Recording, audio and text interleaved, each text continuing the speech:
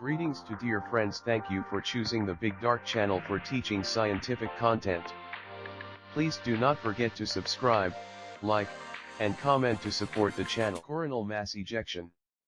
A coronal mass ejection, CME, is a significant release of plasma and accompanying magnetic field from the solar corona.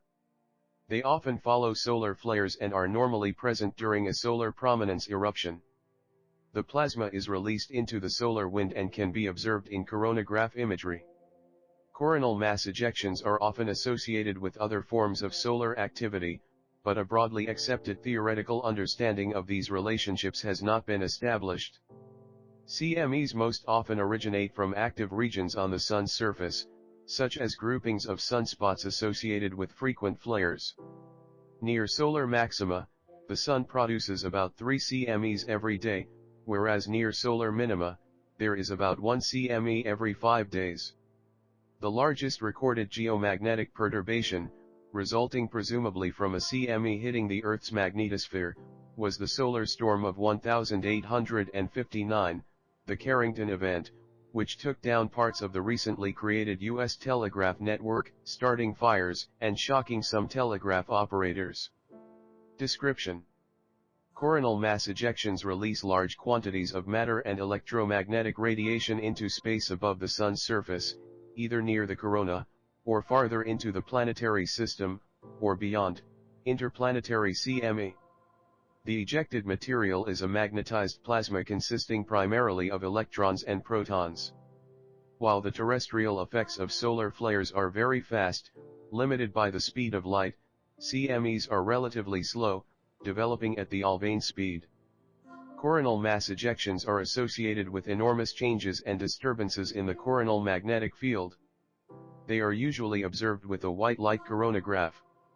Cause: the phenomenon of magnetic reconnection is closely associated with CMEs and solar flares.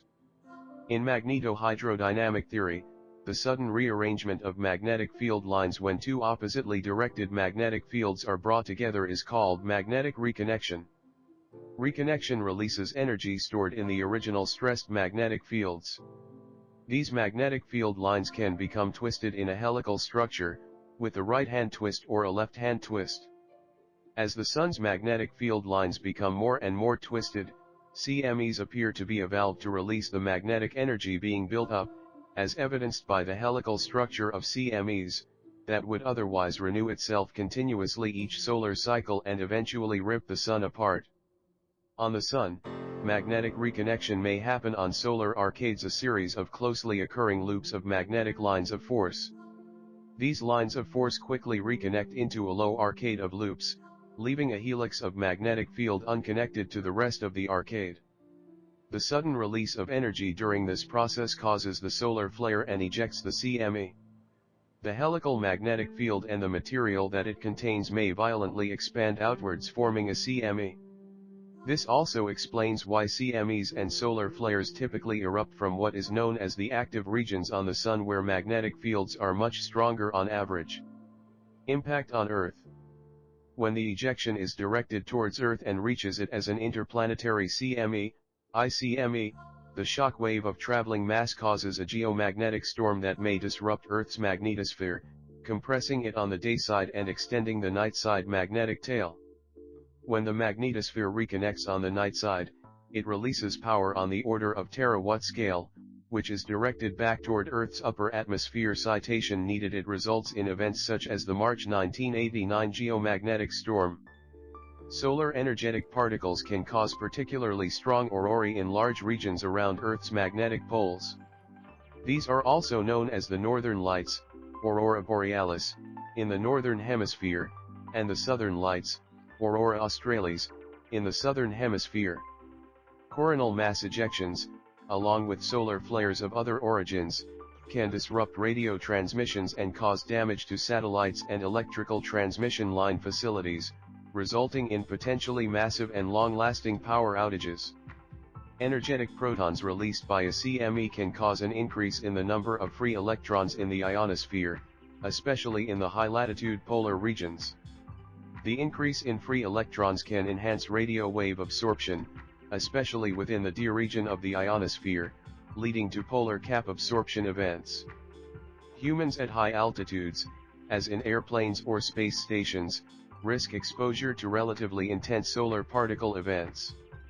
The energy absorbed by astronauts is not reduced by a typical spacecraft shield design and, if any protection is provided, it would result from changes in the microscopic inhomogeneity of the energy absorption events. Physical properties.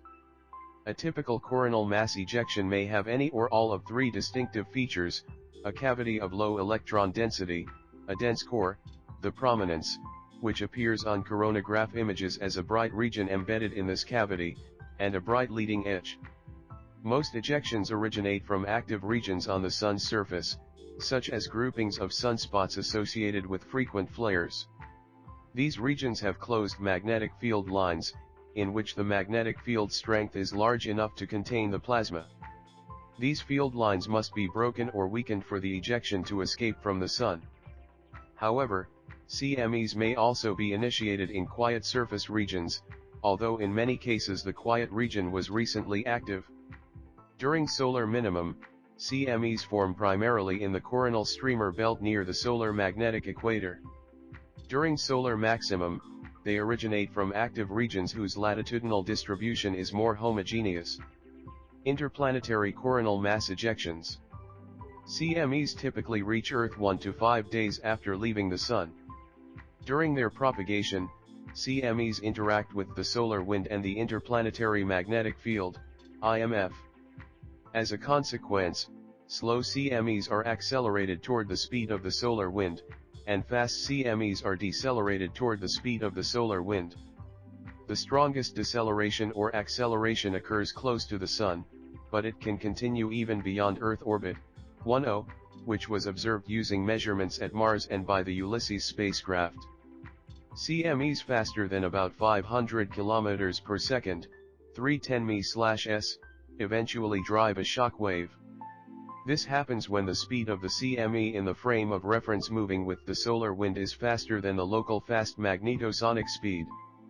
Such shocks have been observed directly by coronagraphs in the corona, and are related to type II radio bursts. They are also closely linked with the acceleration of solar energetic particles. Related solar observation missions. On November 1, 1994, NASA launched the WIND spacecraft as a solar wind monitor to orbit Earth's L1 Lagrange point as the interplanetary component of the Global Geospace Science (GGS) program within the International Solar Terrestrial Physics (ISTP) program. The spacecraft is a spin-axis stabilized satellite that carries 8 instruments measuring solar wind particles from thermal to MeV energies, electromagnetic radiation from DC to 13 MHz radio waves, and gamma rays.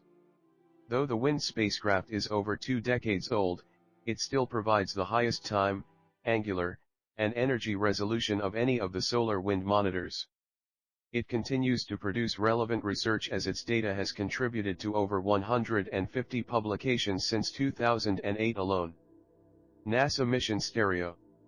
On October 25, 2006, NASA launched Stereo, 2 near-identical spacecraft which, from widely separated points in their orbits, are able to produce the first stereoscopic images of CMEs and other solar activity measurements.